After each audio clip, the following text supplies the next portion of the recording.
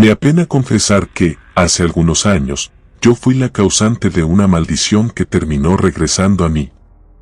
Era estudiante de bachillerato y solía ser el tipo de chica que vestía de negro y que sentía un gran interés por estas artes oscuras, como son el tarot, la lectura de la palma de la mano, entre otras cosas. Aunque llegué a practicar cada una de ellas, nunca encontré algo extraordinario. Alguna que otra vez se acertaba en lo que decían las cartas o las líneas de la mano. No obstante, algo dentro de mí me decía que todo era mera coincidencia y que las personas que se dedicaban a esto eran personas con un enorme don de la palabra, que lograban envolver a las personas con un diálogo ambiguo, y si una cosa eran otras, en fin.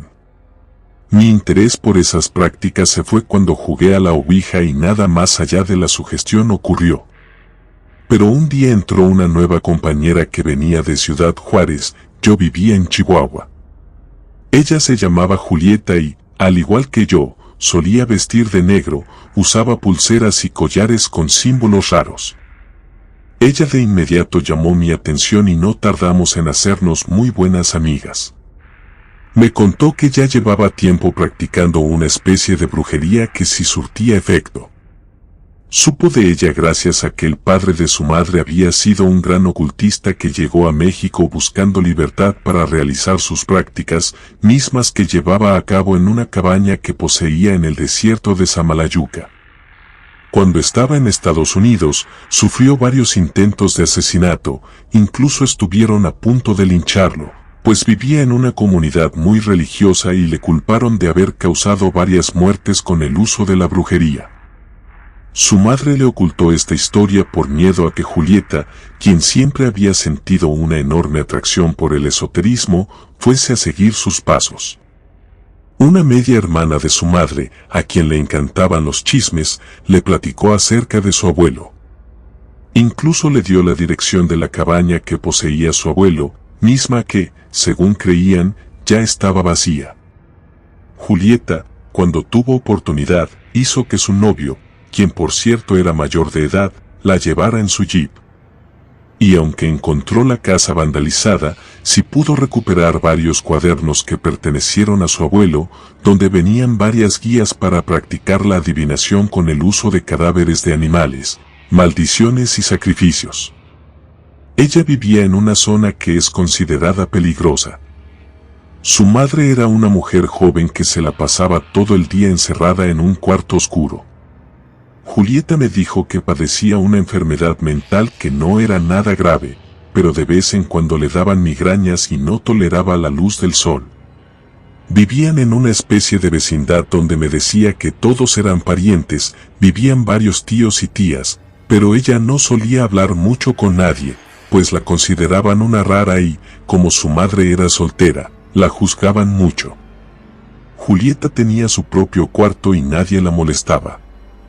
Tenía una hermana mayor llamada Evelyn, pero ya se había juntado con su novio, quien tuvo que apoyarla mucho, pues heredó la condición psiquiátrica de su madre. La habitación de Julieta era un desastre, parecía que jamás se había limpiado. Como dibujaba y pintaba al óleo, tenía un respirador cubierto por ropa sucia y pinturas en el piso. Me sorprendió el talento que tenía para el dibujo y la pintura. Ella me explicó que, para realizar varios de los hechizos, era necesario realizar una serie de dibujos a la perfección utilizando una pintura mágica que ella conocía. Su padre le heredó su talento, aparte de que le enseñó algunas técnicas que aprendió con facilidad. Julieta sacó algunos de los cuadernos de su abuelo. Estaban enmohecidos, pero aún así se podía observar exactamente lo que decía. Venían algunos dibujos en los que se especificaba qué parte del animal se debía cortar para los rituales, lo mismo que extraños símbolos que Julieta me explicó que su abuelo extrajo de algún libro de magia egipcia antigua. Su abuelo había sido un hombre adinerado, pero que vivió una vida muy libertina. Dejó muchos hijos regados, y a su madre y hermanos les dejó ese terreno en el que vivían.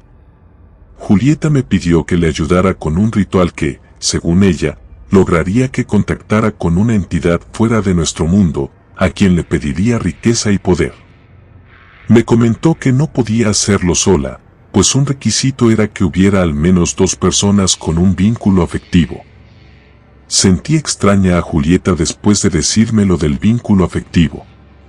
De hecho, se acercó a mí de una manera que invadió totalmente mi privacidad.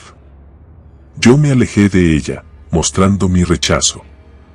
Enseguida, tomó una actitud bastante pesimista y comenzó a hablar en voz alta sin mirarme, diciendo que no sabía a qué había venido si no pensaba ayudarle a practicar la magia.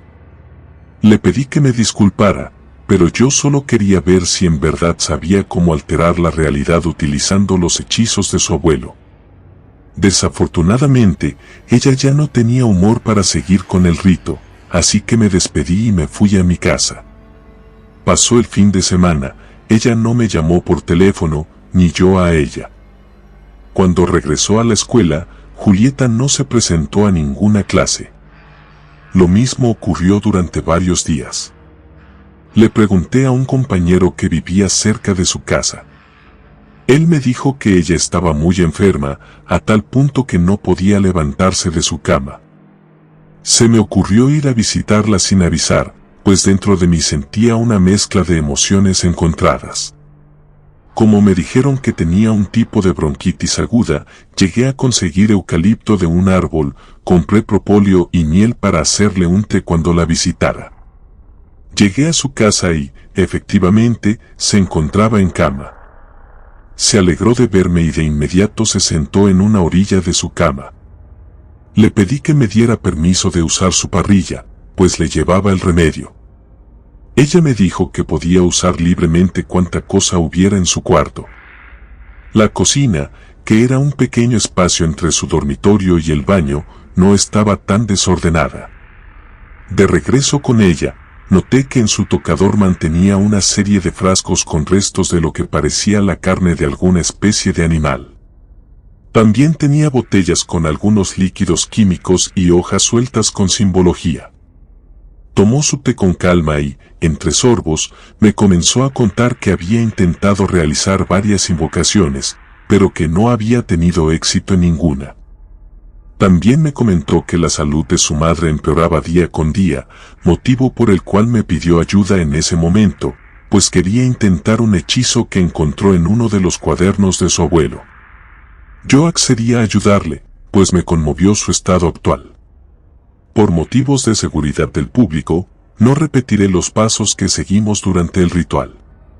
Solo diré que era necesario el sacrificio de un roedor deforme, una vela y nuestra propia sangre. A medida que avanzábamos en el ritual, sentí una presencia en la habitación, una fuerza invisible que parecía rodearnos. El ambiente se volvió pesado y eléctrico, y una suave brisa comenzó a acariciar nuestras caras. Vi un ente caminando por su habitación y esconderse en el espacio donde se encontraba la parrilla eléctrica. La vela elevó de una manera intensa su fuego hasta consumirse en cuestión de segundos. En eso, escuché una voz en todos lados. No sé cómo explicarlo, era como si sonara en el vacío de la habitación. Julieta comenzó a mover la cabeza de un lado a otro, diciendo que había cometido un grave error. En eso, sacó una navaja de rasurar, cortó un poco la piel de su dedo meñique y dijo una frase que, según ella, serviría para anular lo que acabamos de hacer. En eso, comencé a escuchar unos aullidos en el cuarto de al lado. Julieta me dijo que no me asustara, que solo era un perro que tenía su madre. Yo ya estaba muy nerviosa para ese punto, así que le dije que me iría. Ella me pidió esperarla. Deseaba salir de su casa, aunque sea unos instantes. Me acompañó a mi casa y fue la última vez que la vi, al menos con cordura. Ella no volvió a la escuela, y con el pasar de los días, experimenté una serie de malestares y alucinaciones relacionados con su imagen. Me ocurría que una debilidad profunda se apoderaba de mí de la nada. Bajé mucho de peso, siendo que siempre he sido una chica gordita, y aún en ese entonces comía muy bien. A veces soñaba con ella, la veía sufriendo con los ojos vacíos, sangrando por las cuencas. Esto bien podría ser explicado como una simple pesadilla. Sin embargo, lo curioso era que cada que despertaba, escuchaba su voz pidiéndome ayuda.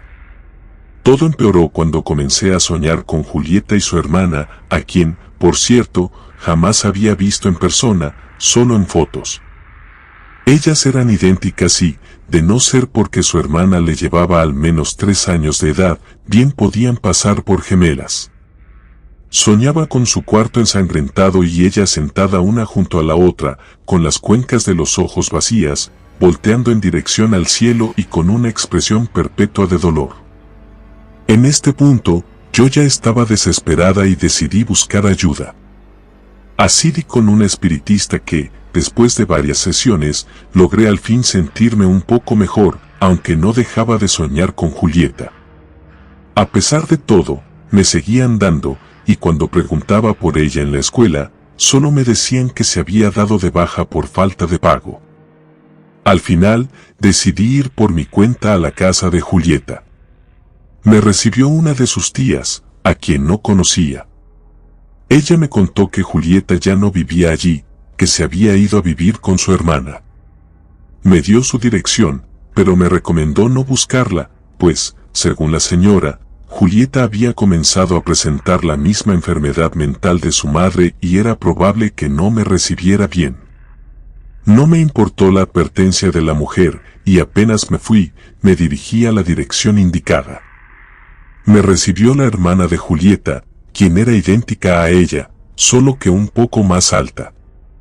Después de decirle quién era, me dijo que Julieta no se encontraba bien en ese momento, pero que con gusto le diría que fui a visitarla y le diría que me llamara.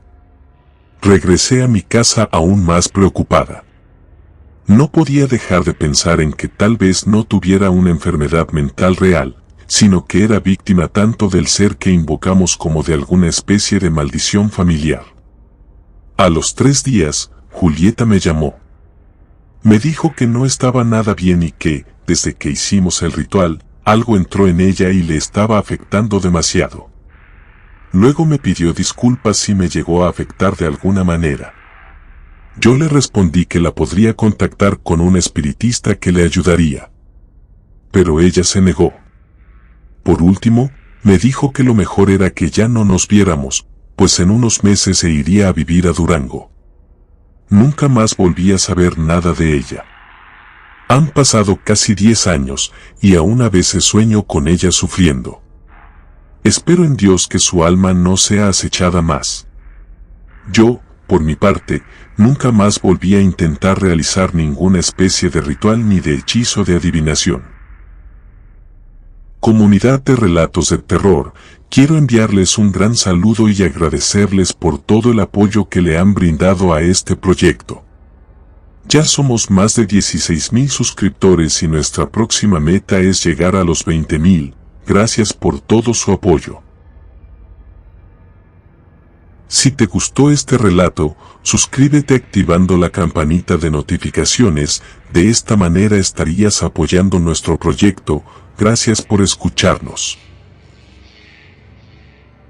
Relato escrito y adaptado por Mauricio Farfán para Rede.